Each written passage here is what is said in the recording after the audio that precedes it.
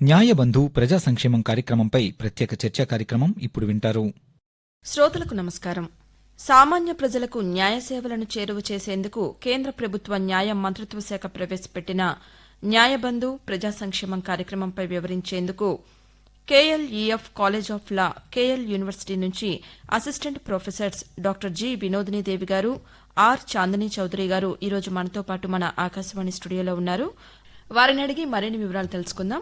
నమస్కారం వినోదినీదేవి గారు. నమస్కారం అండి. నమస్కారం చాందినీ చౌదరి గారు. నమస్కారం అండి. చాందినీ గారు, కేంద్ర ప్రభుత్వం ప్రవేశపెట్టిన న్యాయబంధు కార్యక్రమం గురించి తెలియచేయండి. ఇది దేశవ్యాప్తంగా ప్రోబోనో లీగల్ సర్వీసెస్ పంపిణీ చేసేందుకు న్యాయ మంత్రిత్వ శాఖ వారు 2017లో స్థాపించారు. దీని కింద మనం ముందుగా తెలుసుకోవాల్సిన విషయం ఏంటంటే ప్రోబోనో అంటే ఏంటి. ప్రోబోనో అనేది ప్రోబోనో పబ్లికో ఒక లాటిన్ పదం అన్నమాట. ఈ లాటిన్ పదం అర్థం ప్రజల మంచి కోసం. మనం దీన్ని న్యాయ శాఖలో ఉపయోగించేటప్పుడు లాయర్ అంటే న్యాయవాదులు వాళ్ళు లబ్ధిదారులకు కానీ లేకపోతే దరఖాస్తుదారులకు కానీ ఉచితంగా లేకపోతే తక్కువ ఫీజు తీసుకొని వాళ్ళ యొక్క న్యాయ సేవలు లేకపోతే వాళ్ళ కోసం వాళ్ళ న్యాయ సలహాలు అందించాల్సిన అవసరం ఉంటుంది. ఈ మొత్తం మొబైల్ అప్లికేషన్ ద్వారా అంటే ఆన్లైన్ నెట్వర్కింగ్ మనం క్రియేట్ చేస్తున్నాం అన్నమాట. ఇది ఇండియాలో 2017లో వచ్చింది, కానీ మనం వరల్డ్ వైడ్ చూసుకుంటే ఇది ఎప్పటి నుంచో ఉంది. యుఎస్, సౌత్ కొరియా వీళ్ళందరూ న్యాయవాదులకి ఇంత సంవత్సరంలో ఇన్ని గంటలు ప్రోబోనో సర్వీసెస్కి కేటాయించాలి అనేది వాళ్ళు ఒక చట్టం ద్వారా ధృవీకరించారనమాట. మనం యుఎస్ తీసుకుంటే 50 గంటలు ఇలాంటి సేవలు అందించాలి అనేది చట్టం ద్వారా వాళ్ళు తీసుకొని వచ్చారు. మన దేశంలో 2017 నుంచి దీన్ని స్థాపించారనమాట. ఇక్కడ ఇంకొకటి చెప్పాలి అని అంటే, ఈ సర్వీసెస్ ని అన్ని లా కాలేజీల ద్వారా అందించడం జరగదు. దీనికోసం మనం ప్రభుత్వంకి అప్లికేషన్ పెట్టుకొని వాళ్ళు పర్మిషన్ ఇచ్చిన తర్వాత మాత్రమే మనం ఈ లా కాలేజ్ ఫ్యాకల్టీ, పిల్లలు, అడ్వకేట్లు ముగ్గురు కలిపి ఈ సేవలను అందించాల్సి ఉంటుంది. ఈ క్రమంలో ఇక్కడ నేను ఒకటి చెప్పదలుచుకున్నది ఏంటి అని అంటే, దేశవ్యాప్తంగా 90 కాలేజెస్ కి మాత్రమే పర్మిషన్ ఇచ్చారు. దాంట్లో చూసుకున్నట్లయితే మన ఆంధ్రప్రదేశ్కి వచ్చినట్లయితే 2 కాలేజెస్ కి మాత్రమే పర్మిషన్ ఉంది. ఒకటి వైజాగ్ దామోదరం సంజీవయ్య నేషనల్ లా యూనివర్సిటీకి, విజయవాడ, గుంటూరు డిస్టిక్ లో చూసుకుంటే కేఎల్ఈఎఫ్ కాలేజ్ ఆఫ్ లాకి మాత్రమే పర్మిషన్ ఇచ్చారు. సో మేము కేఎల్ఈఎఫ్ కాలేజ్ ఆఫ్ లా ఇప్పుడు 2023 నుంచి పర్మిషన్ 23 నుంచి తీసుకున్నాము. అప్పటి నుంచి మేము ఈ కార్యక్రమాలు చేపడుతూ ఉన్నాము. దాని కింద ఈ కార్యక్రమం చేసేటప్పుడు డిపార్ట్మెంట్ ఆఫ్ జస్టిస్ వాళ్ళు మాకు కొంచెం ఫండ్ కూడా ఇస్తారు, సంవత్సరానికి ఇంత అని చెప్పేసి. ఆ ఫండ్ కింద మేము కొన్ని కార్యక్రమాలు చేసి, వాళ్ళే చెప్పిన కార్యక్రమాలు ఉన్నాయి దాని కింద. ఆ కార్యక్రమాలు చేపట్టి అవేర్నెస్ తీసుకురావడానికి ఆ ఫండ్ని ఉపయోగించాల్సి ఉంటుంది. ఉపయోగించిన తర్వాత మళ్ళీ వాళ్ళకి చెప్పినట్లయితే ఇవి చేశాము అని చెప్పి అకౌంట్స్ కనుక వాళ్ళకి యాన్యువల్ రిపోర్ట్ కనుక పంపిస్తే దాన్ని బేస్ చేసుకొని 3 సంవత్సరాలకి గాను ఆ ఫండ్ రిలీజ్ చేస్తూ ఉంటారు. ఇది ఒక నేపథ్యం కింద వచ్చింది. వినోద్ని గారు, న్యాయబంధు కార్యక్రమంలో న్యాయ సహాయం లేదా సలహాలు కావాలనుకునేవారు దరఖాస్తు పెట్టుకోవడానికి ఎవరు అర్హులంటారు? ఇక్కడ లబ్ధిదారులు, దరఖాస్తుదారులు వాళ్ళని ఒక యాక్ట్ ద్వారా ఆల్రెడీ చెప్పబడి ఉంది. అది ఏంటి అని అంటే, legal services authorities act section 12 కింద ఆల్రెడీ మనకి కొన్ని ఐడెంటిఫై చేశారు ఎవరు ఈ సర్వీసెస్ ని అవైల్ చేసుకోవచ్చు అని. దాని భాగంగా చూస్తే మనకి హరిజనులు, గిరిజనులు, మహిళలు, పిల్లలు, అంగవైకల్యం ఉన్న వాళ్ళు వీళ్ళందరూ దీనికి అర్హులు. ఇది అర్హులు ఎట్లా అని అంటే, వీళ్ళు సర్టిఫికేట్ సబ్మిట్ చేయాలి. ఏంటి అని అంటే, ధృవీకరణ పత్రం, నేను గిరిజనులను అని చెప్పుకోవడానికి. వీళ్ళు ఈ సర్వీసెస్ ని లబ్ధిని పొందాలనుకునే వాళ్ళు గిరిజనులు, హరిజనులు, మహిళలు వీళ్ళందరూ ఏంటి అని అంటే ఒక ధృవీకరణ పత్రం ఏదైతే ప్రభుత్వం ఇస్తుందో వాళ్ళకి కుల ధృవీకరణ పత్రాలు ఏవైతే ఇస్తుందో అవి అప్లోడ్ చేయాల్సి ఉంటుంది. తర్వాతే వాళ్ళకి ఈ సర్వీసెస్ ని అందజేయడం జరుగుతుంది. వీలే కాకుండా ఆర్థికంగా వెనకబడ్డ వాళ్ళు కూడా దీని కింద అర్హులు అవుతారు.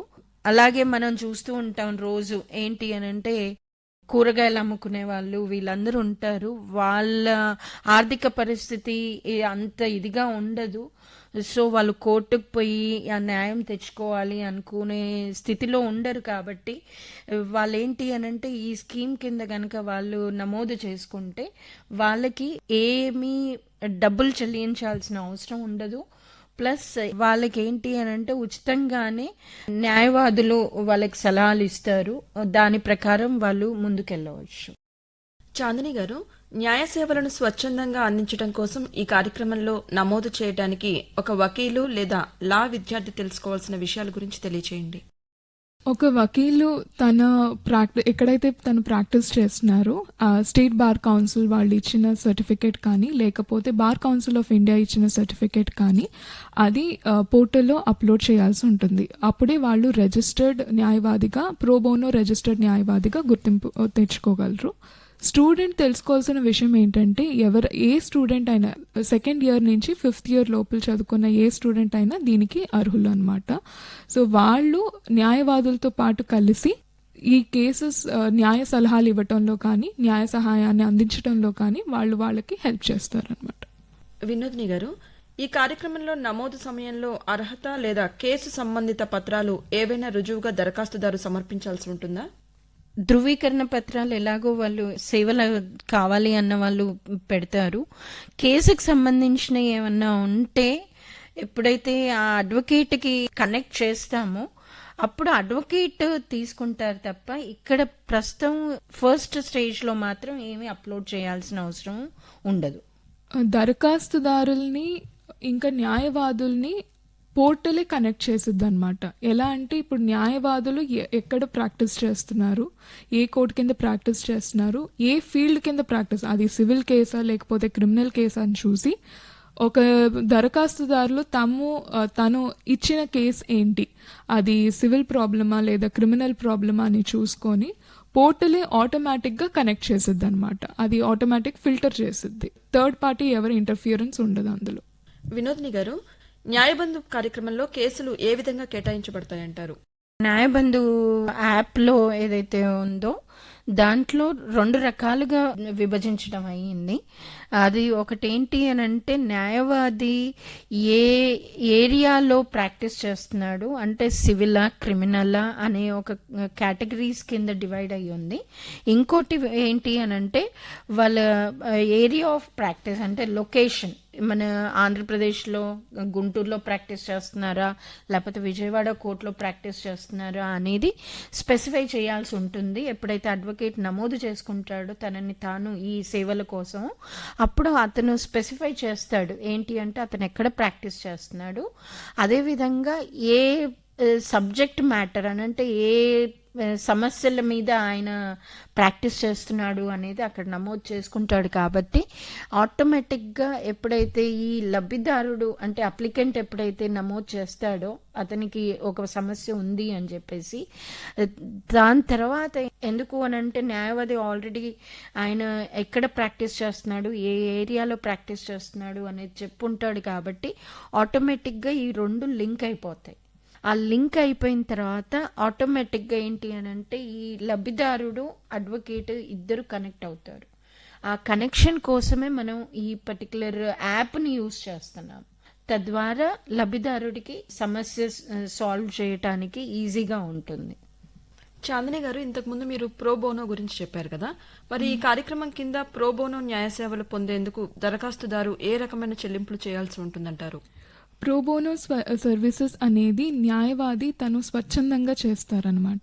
సో దానివల్ల వాళ్ళు నగదు ఏమీ చెల్లించాల్సిన అవసరం లేదు. అయితే న్యాయవాది ఇంకా దరఖాస్తుదారులు తమ పరస్పర ఒప్పందం ద్వారా కావాలంటే ఫోటో కాపీయింగ్ కానీ లేకపోతే టైపింగ్ కాస్ట్ కానీ పోస్టేజ్ కానీ దానికి చెల్లించాల్సిన అవసరం ఉంటుంది. అది కూడా మ్యాండేటరీ కాదు, వాళ్ళిద్దరి మధ్య ఒప్పందం ఆధారంగానే ఉంటుంది. అది వినోదిని గారు, ఈ కార్యక్రమం కింద నమోదిత వకీలకు ఏదైనా ప్రమాణ పత్రం లేదా గుర్తింపు కార్డు జారీ చేయబడుతుందంటారా?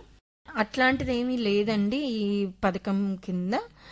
కాకపోతే ఇక్కడ చెప్పదలుచుకుంది ఏంటి అని అంటే, ఇప్పుడు ఒక న్యాయవాది కొన్ని కేసులు ఆయనకి అలాట్ అయిన కేసులు కనుక సాల్వ్ చేసి ఉంటే అవార్డు రూపంగా కొంచెం అవార్డులు అనేది పెట్టారు ఈ స్కీమ్ కింద. అవి ఒకటే వస్తాయి కానీ మిగతా పత్రాలు ఏమీ ఇవ్వలేరు. చాందిని గారు, న్యాయబంధు మొబైల్ అప్లికేషన్ ఎక్కడ నుండి డౌన్లోడ్ చేసుకోవాలంటారు? మన ఆండ్రాయిడ్ ఫోన్ వాళ్ళు అయితే గూగుల్ ప్లే స్టోర్ నుంచి కానీ, లేకపోతే యాపిల్ ఫోన్ యూజ్ చేసే వాళ్ళు iOS ప్లే స్టోర్ కానీ, లేకపోతే వెబ్సైట్ ఉందండి గూగుల్లో నార్మల్గా ప్రోబోనో DOJ అంటే అక్కడి నుంచి డౌన్లోడ్ చేసుకోవచ్చండి. అది ఫ్రీ ఆఫ్ కాస్ట్ గానే డౌన్లోడ్ చేసుకొని వాళ్ళు ఈ సర్వీసెస్ ని అవైల్ చేసుకోవచ్చు. చాందిని గారు, న్యాయవాది ఏదైనా కేసు పురోగతి నివేదికను న్యాయశాఖకు సమర్పించవలసిన అవసరం ఉంటుందంటారా? ఒకసారి న్యాయవాది మరియు దరఖాస్తుదారులు ప్రోగ్రాంలో పాల్గొన్న తర్వాత వారు రెండు పక్షాలు కోరుకున్నట్లుగా ఏదైనా సంబంధిత వివరాలను చెల్లించడానికి వ్యక్తిగతంగా సమావేశాలు నిర్వహించవచ్చును. న్యాయవాది ఏంటంటే రెండు విషయాలు వాళ్ళు రిజిస్టర్ చేయాలి. ఒకటి ఏంటంటే కేసు ఒక నెక్స్ట్ హియరింగ్ ఏంటి, నెక్స్ట్ విచారణ తేదీ ఏంటి అనేది అది పోస్ట్ చేయాలి. ఇంకా కేసు ఏ స్టేజ్ లో ఉంది, కేసు యొక్క స్థితి ఏంటి, ఈ రెండు పోర్టల్లో నమోదు చేయాల్సిన అవసరం ఉంది. న్యాయ సలహా కోరుకునేవారు మిమ్మల్ని ఎక్కడ కలుసుకోవాలి? న్యాయ సలహాలు కోరుకునే వాళ్ళు మమ్మల్ని KLEF college of law, KL university Vaddeswaram డిపార్ట్మెంట్కి వస్తే అక్కడ ఒక సెంటర్ ఎస్టాబ్లిష్ చేసి ఉంది. అక్కడికి వస్తే దాంట్లో కళాశాలలో చెప్పే అధ్యాపకులు, పిల్లలు, మేనేజ్మెంట్ మెంబర్స్ వాళ్ళందరూ ఉంటారు. వాళ్ళతో పాటు ఒక అడ్వకేట్, ప్రతి వారం ఒక అడ్వకేట్ అక్కడికి వచ్చి ఒక రోజు 1 గంట 2 గంటలు అక్కడ కేటాయించడం జరుగుతుంది. తద్వారా వాళ్ళు అక్కడికక్కడే అడ్వకేట్ని కలిసి వాళ్ళు ఉన్న సమస్యల్ని చెప్పి దానికి పరిష్కారం ఏంటి అనేది తెలుసుకొని ఫర్దర్గా కొన్ని కేసెస్లో ఏంటి అని అంటే గవర్నమెంట్కి లెటర్ రాస్తే కొన్ని పరిష్కారం అవుతాయి. అట్లాంటివి అక్కడే లెటర్ రాసి ఇచ్చేసి వాళ్ళని గవర్నమెంట్ ఆఫీస్కి పంపించేసి సమస్యను రిజాల్వ్ చేస్తాము. లేదు కొన్ని సమస్యల్లో కోర్టుకి ఫైల్ చేయాలి, అవి ఆ అడ్వకేట్ ఆ పిటిషన్లు డ్రాఫ్ట్ చేసి అదంతా చేసి ఆ అడ్వకేటే తీసుకెళ్తాడు. న్యాయబంధు కార్యక్రమం కింద మీరు ఏర్పాటు చేసిన ప్రోబోనో క్లబ్ ద్వారా ఏ కార్యక్రమాలు చేపడుతున్నారు? ఈ ప్రోబోనో క్లబ్ కింద వివిధ రకాల కార్యక్రమాలను చేపట్టాలి. ఒకటి pro bono legal litigation associate assistance అనేది ఆల్రెడీ మనం ఇప్పటిదాకా మాట్లాడుకున్నాము. ఇంకోటి ఏంటి అని అంటే ఆల్టర్నేటివ్ డిస్ప్యూట్ రెజల్యూషన్ మెకానిజం అనే ఒక మెకానిజం ని మనం కొత్తగా రూపొందించబడింది. దీని కింద చెప్పాలి అని అంటే మనకి మామూలుగా మనం చూస్తున్నాం రోజు భూ తగాదాలు మరియు కుటుంబ తగాదాలు, ఇలాంటి కొన్ని సమస్యలకి ఏంటి అని అంటే చాలా మంది ఆస్తి తగాదాలు అనేసరికి విపరీతంగా టైం తీసుకుంటోంది మరియు చాలా డబ్బు ఖర్చు అవుతోంది అని చెప్పేసి చాలా మంది సమస్యలు ఉన్నా కూడా కోర్టు దాకా వెళ్ళి న్యాయం తెచ్చుకోవడానికి వెనకాడుతున్నారు. అదేవిధంగా కుటుంబ సమస్యలు కూడా ఇదివరకు కనుక చూస్తే పెళ్లి విషయాలలో తగాదాలు ఏవైతే ఉన్నాయో అవి ఇదివరకు మనం చూస్తే ఊర్లో కనుక ఒక కుటుంబంకి భార్యాభర్తల మధ్యలో సమస్యలు ఉన్నప్పటికీ వాళ్ళు ఏంటి అంటే సర్దుకొని వాళ్ళంతట వాళ్ళే అక్కడే ఉండేవాళ్ళు. కానీ ఇప్పుడు ఏంటి అని అంటే యాక్ట్ ద్వారా వచ్చి కోర్టు వరకు తీసుకొని వస్తున్నారు. కోర్టుకు వెళ్లకుండానే ఈ సమస్యలకి పరిష్కారం ఏదైనా మార్గం ఉందా అని చెప్పేసి టూల్స్ ని కనుక్కోవడం జరిగింది. దాని కింద ఒకటి ఏంటి అని అంటే ఆర్బిట్రేషన్ అనేది ఒక మెకానిజము, మీడియేషన్, కన్సిలియేషన్, నెగోషియేషన్ అని ఈ విధంగా వివిధ రకాల మెకానిజం ద్వారా కూడా మనం కోర్టుకు వెళ్లకుండానే న్యాయం చేకూర్చుకోవచ్చు. చట్టాలు వచ్చిన తర్వాత, డెవలప్మెంట్ వచ్చిన తర్వాత డైవర్స్ అనే కాన్సెప్ట్ వస్తుంది. సో ఆ కాన్సెప్ట్ తీసేయాలి అని అనే క్రమంలో మీడియేషన్, కన్సిలియేషన్ చేస్తే ఏమవుతుంది అని అంటే ఆ ఒక మ్యారేజ్ ఏదైతే ఉందో అది ఇంటాక్ట్గా ఉంటుంది. వాళ్ళు విడిపోరు, వాళ్ళ పిల్లలు కొన్ని విషయాలలో ఏంటి అని అంటే పిల్లలు ఉంటే వాళ్ళ కస్టడీ ఎవరికి, వాళ్ళెవరి దగ్గర ఉండాలి, వీళ్ళిద్దరు విడాకులు తీసుకుంటే ఆ పిల్లలు ఎవరి దగ్గర ఉండాలి, అట్లాంటి సమస్యల్ని కూడా మీడియేషన్ ద్వారా సులువుగా కోర్టుకెళ్ళి ఎక్కువ టైము స్పెండ్ చేయకుండా, ఎక్కువ అమౌంట్ స్పెండ్ చేయకుండా దాన్ని సాల్వ్ చేసుకునే పద్ధతిలో ఆల్టర్నేటివ్ డిస్ప్యూట్ మెకానిజం అనేది ఒకటి స్టార్ట్ చేయడం జరిగింది. ఇవి కోర్టులు కూడా దాన్ని ధృవీకరిస్తున్నాయి. కోర్టు కూడా కొన్ని సమస్యలు వచ్చినప్పుడు ఏం చేస్తున్నారు అని అంటే మీరు ఈ పర్టికులర్ సమస్యని మీడియేషన్కి వెళ్ళి సాల్వ్ చేసుకోండి అని చెప్తోంది. అదేవిధంగా కొన్ని కమర్షియల్ యాక్టివిటీస్ ఉంటాయి, వాటిని కూడా ఆర్బిట్రేషన్ అనే ఒక మెకానిజం ఉంది. ఆ మెకానిజంకి వెళ్ళి మీరు ఆర్బిట్రేటర్ని అపాయింట్ చేసుకోండి, ఆ ఆర్బిట్రేటర్ దగ్గర మీరు సాల్వ్ చేసుకోండి అనే విధంగా. ఎందుకు అనంటే, ఎందుకు ఈ మెకానిజమ్స్ వచ్చాయి అనంటే కోర్టు దగ్గర అంత టైము లేదు. ఎందుకనంటే మనకి రోజు చూస్తే కనుక 1000 కేసులు పెండింగ్ ఉన్నాయి అని చెప్తున్నాం మనం. అన్నప్పుడు ఏంటి అని అంటే ఈ విధంగా అట్లీస్ట్ కొంచెం కోర్టుకి రాకుండానే అక్కడే కోర్టు బయటే సెటిల్మెంట్ చేసుకుంటే ఈ సమస్యలని కోర్టు దాకా రావు, పెండింగ్ ఉండదు, వాళ్ళకి ఇమీడియట్ గా సులువుగా ఆ పర్టికులర్ సమస్యకి పరిష్కారం దొరుకుతుంది. మనకి మ్యాన్ పవర్ తక్కువ ఉంది, అక్కడ ఇన్ఫ్రాస్ట్రక్చర్ తక్కువ ఉంది. సో ఆ క్రమేణా ఇక్కడ కోర్టుకు వస్తే టైం ఎక్కువ తీసుకుంటుంది. ఒక సమస్యను సాల్వ్ చేయాలి అని అంటే ఒక భూ తగాదా ఉంది, ఆ తగాదా గనక ఈ రోజు ఫైల్ చేస్తే అదేమవుతుంది, డిస్పోజ్ ఆఫ్ అంటే జడ్జిమెంట్ వచ్చి మన ఫేవర్ లో వచ్చేప్పటికి మనం ఉంటామో లేదో తెలియదు, అంటే అసలు ఎన్ని ఇయర్స్ అవుతుంది, అది ఎన్ని ఏళ్ళు పడుతుందో తెలియదు, అసలు వేసిన మనిషి బతికుంటాడో లేదో కూడా తెలియదు. ఇంత తీసుకుంటుంది, ఇంత టైం తీసుకుంటోంది. అందుకని ఏం చేశారు అని అంటే ఇంత టైం తీసుకుంటోంది అనేది కొందరు అసలు ఉన్నా కూడా సమస్య కోర్టు దాకా రాట్లా, అదొకటి. ఇంకోటి ఏంటి అని అంటే డబ్బులు కూడా ఎక్కువ ఖర్చు అవుతున్నాయి. అవును, ఈ 2 రీజన్స్ వల్ల ఏంటి అని అంటే చాలా మంది కోర్టుకి రావడమే మానేశారు, తీసుకురావడమే మానేశారు. అందుకని ఈ ఆల్టర్నేటివ్ డిస్ప్యూట్ మెకానిజం అనేది తీసుకొచ్చారు. ఎందుకు అని అంటే మీకు మీరే పరిష్కరించుకోండి, ఒక మధ్యవర్తిని పెట్టి. ఇప్పుడు ఊర్లలో భార్య భర్తల సమస్యలు ఉన్నప్పుడు ఏం చేసేవాళ్ళు, అమ్మాయికి పెద్దవాళ్ళని తీసుకొచ్చి, లేదు వీళ్ళ పెద్దవాళ్ళు వాళ్ళ పెద్దవాళ్ళని తీసుకొచ్చి ఇది సమస్య అని చెప్పి కూర్చోబెట్టి ఎక్స్ప్లెయిన్ చేసి అది సాల్వ్ చేసేవాళ్ళు. ఇప్పుడు ఏమవుతుంది, వాళ్ళది కూడా వినట్లేదు కాబట్టి కోర్టు దాకా తీసుకొస్తున్నారు. ఇప్పుడు మళ్ళీ కోర్టు ఏం చేస్తోంది, సరే మీరు వచ్చారు బానే ఉంది, కానీ మళ్ళీ కొన్ని రోజుల వరకు మీరు ఆ మీడియేషన్ కౌన్సిలింగ్ సెషన్స్ తీసుకోండి, ఆ తర్వాత కూడా మీరు అంటే అక్కడ కూడా పరిష్కారం కాకపోతే అప్పుడు మా దగ్గరికి రండి, కోర్టు దాకా రండి అని చెప్పేసి చెప్తోంది. సో ఈ విధంగా మీడియేషన్ కానీ కౌన్సిలింగ్ కానీ పరిష్కారం చేసుకోవచ్చు. అండ్ అట్లాగే కమర్షియల్ అంటే పెద్ద పెద్ద లావాదేవీలు ఇన్వాల్వ్ అయి ఉన్నాయి, అవన్నిటిని ఆర్బిట్రేషన్ అనే ఒక మెకానిజం ఉంది. ఒక ఆర్బిట్రేటర్ని అపాయింట్ చేసుకోండి, ఆయన మీకు దాన్ని సాల్వ్ చేస్తారు. అక్కడ కూడా మీకు సాటిస్ఫై అవ్వకపోతే అప్పుడు రండి, ఇవన్నీ యూజ్ చేసుకున్నాక కోర్టుకు రండి అనేది ఒకటి చెప్తా ఉంది కోర్టు ఇప్పుడు. ఇది మొత్తం ఆల్టర్నేటివ్ డిస్ప్యూట్ మెకానిజం. ఏదైనా సమస్యలతో మీ దగ్గరకు వచ్చే వాళ్ళకి కేవలం మీరు ఇది ఈ సమస్యకి మీరు కోర్టుకు వెళ్ళండి, లేదంటే ఈ ప్రాబ్లం కి మీరు ఇక్కడికి వెళ్ళండి అనేది చెప్తారా, లేదు అంటే ఆ సమస్యను ఇద్దరిని కూర్చోబెట్టి మీరు పరిష్కరిస్తారా? ఇప్పుడు ఒకవేళ సమస్య తీసుకొని వస్తే వాళ్ళకి ఏంటి అంటే ముందుగా అసలు అడ్వకేట్ కూడా ఇన్ కేస్ మా దగ్గరికి అని కాదు, ఒక వకీల్ దగ్గరికి వాళ్ళు ఒక ప్రాబ్లం ఉందని తీసుకెళ్ళినప్పుడు ఆ వకీల్ కూడా ఏంటి అని అంటే ఈ సమస్యకి ఈ సొల్యూషన్స్ ఉన్నాయి, ఇన్ని రకాలుగా మీరు దీన్ని సాల్వ్ చేసుకోవచ్చు, ఈ వేఅవుట్లో మీరు దీన్ని తీసుకెళ్ళవచ్చు అనేది ఒకటి ఉంది.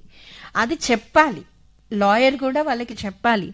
చెప్పిన తర్వాత ఏంటి అని అంటే వాళ్ళు సెలెక్ట్ చేసుకోవాలి, క్లయింట్ సెలెక్ట్ చేసుకోవాలి. ఏంటి, నేను కోర్టుకే వెళ్తాను, లేదు ఇద్దరము మీడియేషన్కి వెళ్దాము, లేదు ఆర్బిట్రేషన్కి వెళ్దాము అనేది క్లయింట్ సెలెక్ట్ చేసుకోవాలి. కానీ ఇక్కడ ఏమవుతుంది అని అంటే మేజర్గా ఒకటే చూపిస్తున్నాం, మనం మార్గం ఒకటే చూపిస్తున్నాం అన్నప్పుడు ఏమవుతుంది, అదే ఫాలో అవుతాను నేను.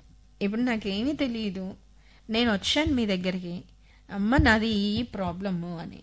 మీకేంటి ఒకటే తెలుసు, ఏ సమస్య వచ్చినా కోర్టుకెళ్ళి ఫైల్ చేయడమే తెలుసు అన్నప్పుడు మీరు అదొకటే చెప్తారు. అన్నప్పుడు ఏంటి, నాకు కూడా తెలియదు అది ఇంకేమన్నా ఉన్నాయా అని.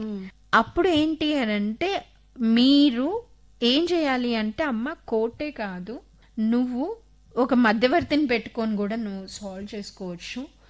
లేదు అని అంటే కౌన్సిలింగ్ సెంటర్స్ ఉంటాయి, అక్కడికి వెళ్ళి కూడా కొన్ని సమస్యలు ఎట్లా అంటే జస్ట్ ఒక కౌన్సిలింగ్ ఇచ్చేప్పటికి రిజాల్వ్ అవుతాయి. అట్లాంటివి కౌన్సిలింగ్ సెంటర్స్కి రెఫర్ చేస్తారు. అట్లాగే మీడియేషన్ ఒక మధ్యవర్తిని, వాళ్ళకి దగ్గరలో ఉన్న వాళ్ళని లేకపోతే వాళ్ళ ఇష్యూలు అన్నీ తెలిసిన వాళ్ళని కూర్చోబెట్టి సాల్వ్ చేయించుకోండి అని చెప్తాం. అది మనం చెప్పాలి వచ్చిన క్లయింట్కి, అమ్మ నీ సమస్యకి కోర్టుకి వెళ్ళొచ్చు ఒక పరిష్కారము, లేదు ఒక మధ్యవర్తిని పెట్టుకొని నువ్వు సాల్వ్ చేసుకో, లేదు అనుకుంటే కౌన్సిలింగ్ సెంటర్కి వెళ్ళు నువ్వు అని చెప్తే ఆ దాంట్లో నుంచి వాళ్ళు ఏదో ఒకటి పిక్ చేసుకుంటారు. తద్వారా ఏమవుతుంది అని అంటే కోర్టుకి వెళ్ళడం అవాయిడ్ అవుతుంది. ఎందుకనంటే ఆల్రెడీ తెలుసు, ఎందుకు అంటే భయపడుతున్నారు కదా, టైం ఎక్కువ తీసుకుంటోంది, డబ్బులు పోతున్నాయి, సమస్య సాల్వ్ అయ్యే లోపు అసలు వేసిన మనిషి బతికుంటున్నాడా లేదా కూడా తెలియదు మనకి. అందుకనే ఏంటి అని అంటే మనం చెప్పాల్సింది ఏంటి అని అంటే, అమ్మ కోర్టు ఒకటే కాదు, వేరే పరిష్కార మార్గాలు కూడా ఉన్నాయి, అవి ఇవి అని చెప్తే వాళ్ళు దాంట్లో సెలెక్ట్ చేసుకుంటారు. న్యాయబంధు ప్రజా సంక్షేమం కార్యక్రమంపై ఇప్పటి వరకు KLEF college of law, KL university నుంచి assistant professors doctor G Vinodini Devi గారు, అలాగే ఆర్ చాందినీ చౌదరి గారు ఇప్పటి వరకు మనకు ఎన్నో విషయాలు చాలా చక్కగా తెలియజేశారు. ధన్యవాదాలండి. ధన్యవాదాలు. న్యాయబంధు ప్రజా సంక్షేమం కార్యక్రమంపై ప్రత్యేక చర్చా కార్యక్రమం ఇప్పటివరకు విన్నారు. అతిథులు జి వినోదిని దేవి, ఆర్ చాందినీ చౌదరి, న్యాయశాస్త్ర నిపుణులు. వ్యాఖ్యాత కనపర్తి రాణి. సమర్పణ ప్రాంతీయ వార్తా విభాగం, ఆకాశవాణి విజయవాడ కేంద్రం.